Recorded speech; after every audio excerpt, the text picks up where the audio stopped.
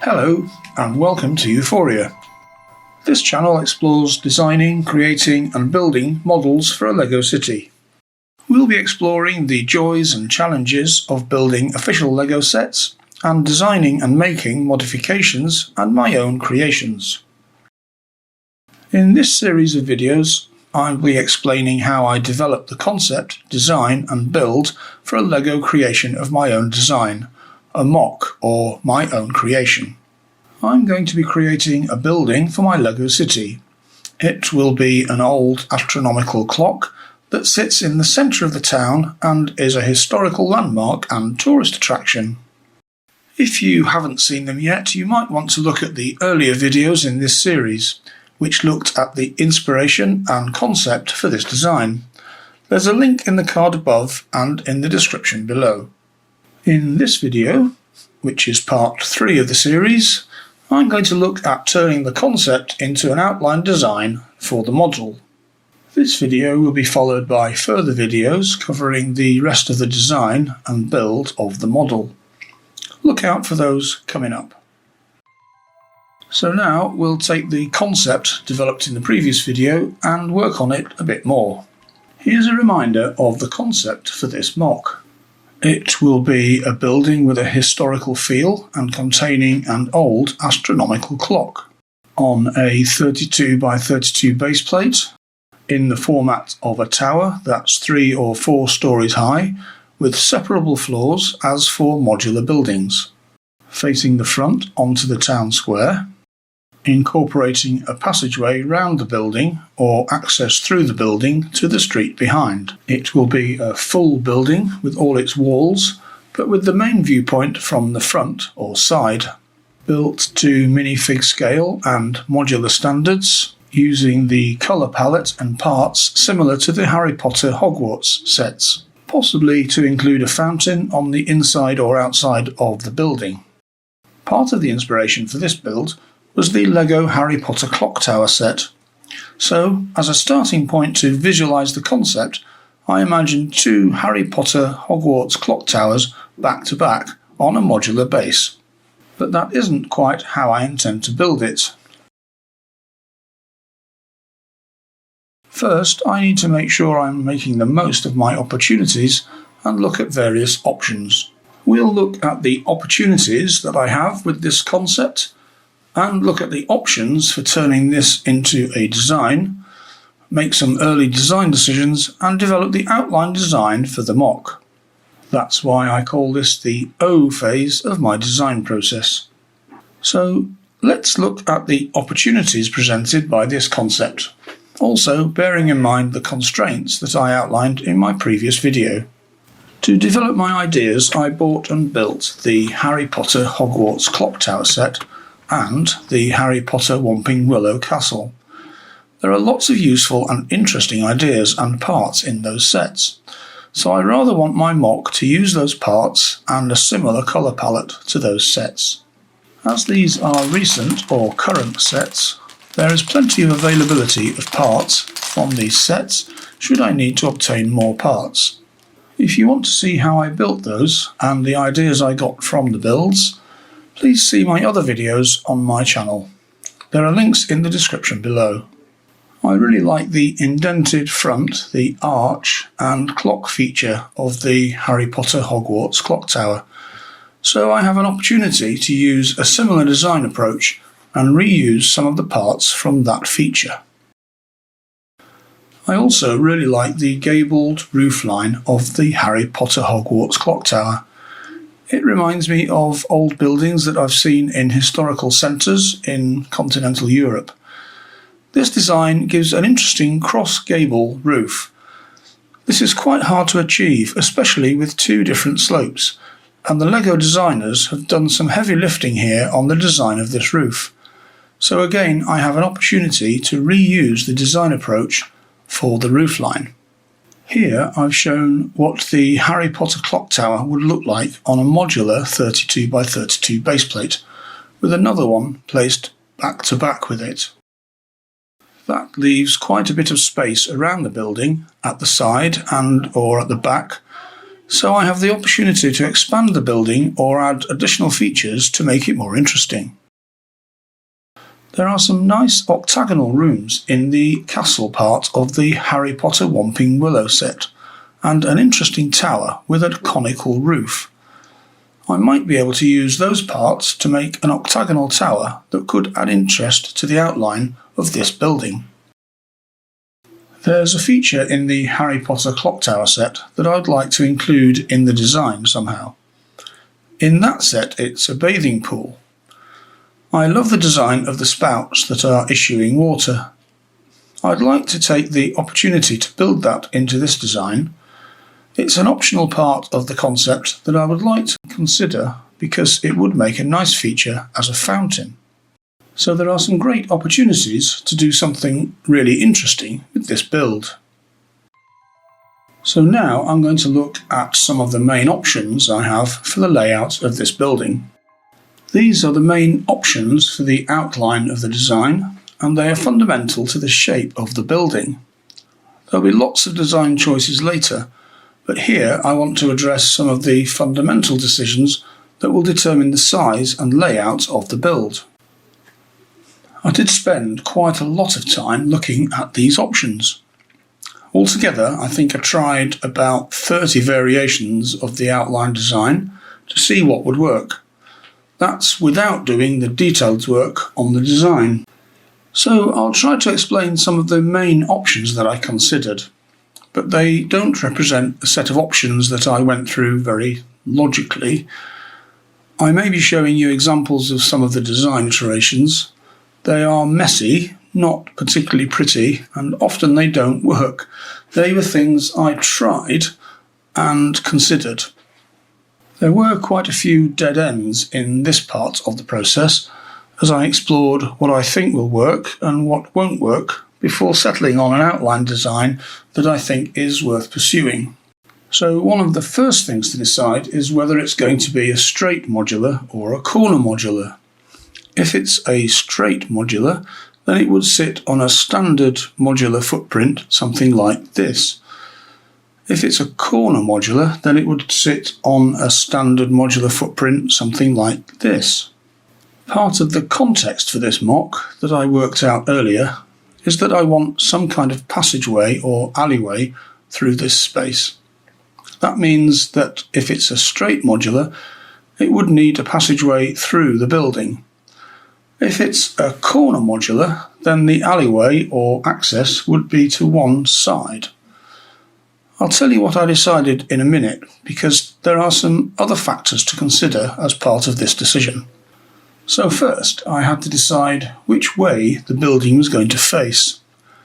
I imagined from the beginning that the clock on the clock tower would face the front, but I did have the option of turning the building round so that it faces the side.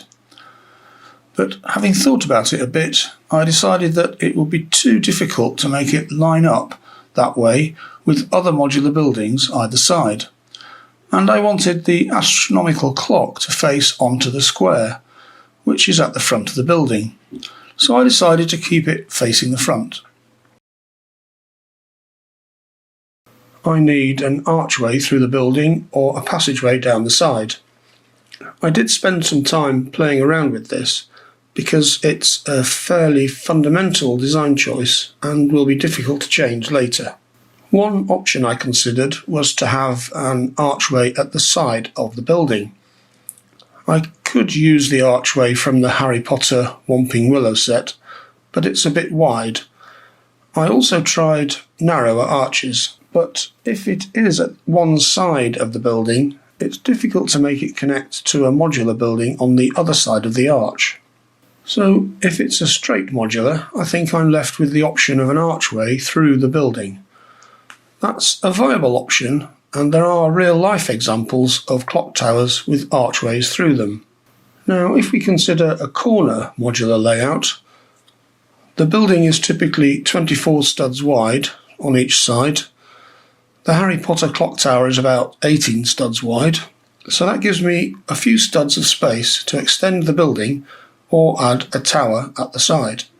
Having considered the options and played around a bit, I decided that I didn't want a passageway through the building, and that leads to choosing a corner layout so I can have an access passageway or pavement down this left-hand side of the building. If I base the design on the Harry Potter Hogwarts clock tower, then I can pull this set into the design from the LDD file that I made previously for this set. I can separate out the parts of the build and position the clock tower itself on the base plate somewhere here. That's not quite right, but it lets me work out the footprint of the building, which lets me look at the options for the layout. Clearly there are some issues to work through here. The building doesn't fit very well with the modular connectors, and it isn't a corner building, so it doesn't connect at all at the back. Those are things I'll have to work through at the next stage of the design. As I said before, I really like how the roofline works on this set. I want to keep the double slope of the roof. I played around with different configurations of the roof, but in the end I think the best thing is to keep the heights and slopes of the roof sections and maybe just change the lengths slightly. I do like the fountain, and it would be nice to add this into the build. Although it's not really part of an astronomical clock, it would go well in a historical building in the town centre. I would like to keep the way that the fountain is constructed using this semicircular panel. I could put the fountain inside the building or outside. If I have the fountain inside the building, then the curve of the panel is on the outside and the fountain won't be visible. So after playing around with the options, I settled on putting the fountain on the outside. This introduces another visually interesting feature into the design, and it could provide a good backstory for the building. I noticed that the fountain could fit rather neatly in the front of the building. Here it would face the town square and be a great feature under the clock. But it would take up a lot of room, and the entrance to the building would need to be at the side or at the back, or be a smaller entrance at the side of the fountain. It could go on the side, something like this, but it might use up a lot of space that I want for the side passageway.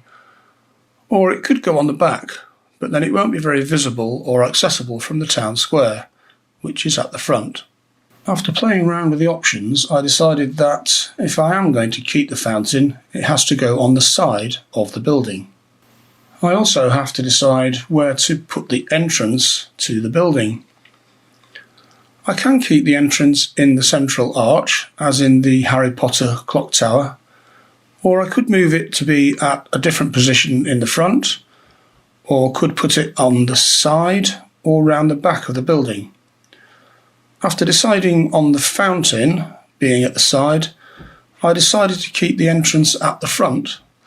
I can also then have a back door at the back of the building if I want to. One of the major opportunities with this MOC is to add a tower to the building. I can use the round pieces or the angled pieces from the Whomping Willow set. I did have a play around with the pieces that form the rooms in the Whomping Willow set. I thought I had an opportunity to use these octagonal plates as the footprint of the tower. You get quite a lot of them with the set. But that doesn't work for a number of reasons. They are rather large for the space I have available, as they're 10 studs across.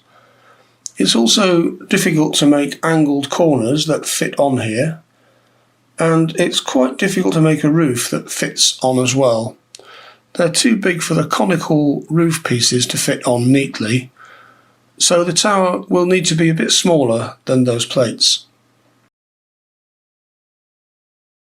I have several options about where to put the tower. It could attach to the front of the building, the back of the building, or the side of the building. If it goes at the side, then I have the option to put it towards the back, for example on the back corner, or towards the front, for example on the front corner. I originally wondered if I could set a tower at a 45-degree angle using the techniques in the Whomping Willow set. But this is really hard in LEGO, especially for 45-degree angles, as there are very few combinations that work without putting a strain on the bricks. I even tried making a corner using a Pythagorean triangle with sides in the proportions 3 to 4 to 5 studs. It is possible, but there are no plates that fit, and making floors out of plates that join up properly without any gaps becomes really difficult, so I gave up on the option of having a tower attached at an angle. As you can see, I played around with the option of putting a tower on the side of the building and at the front and at the back. After trying these, I decided on the option of putting a tower at the front corner where it would be most visible. So, having considered loads of different options, let's summarise what the outline design looks like at this stage. It's going to be based on the Harry Potter clock tower facing the front, with a clock at the front, and also have the entrance at the front.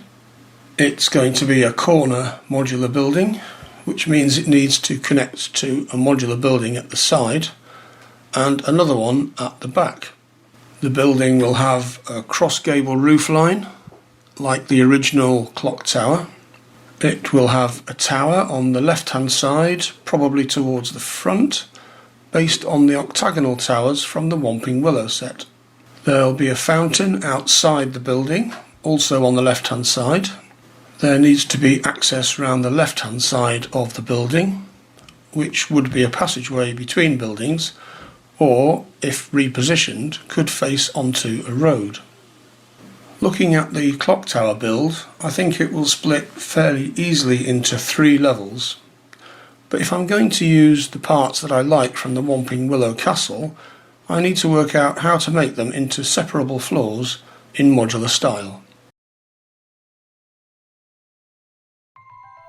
So that was a look at how I developed the outline design for this MOC. There are still lots of things to decide, like how to make it fit properly on a modular footprint, how to build the back and make it connect to another building at the back, how to build a tower that's also part of the building, how to make the floors and make them separable so it meets modular standards. As I progress the design, I'll look at designing all of these elements that I need for the build. Look out for the next video in this series, in which I'll look at the next stage of the design for this MOC. Thanks for watching. Please let me know what you think in the comments below, and subscribe to this channel if you want to see more videos about LEGO modular buildings.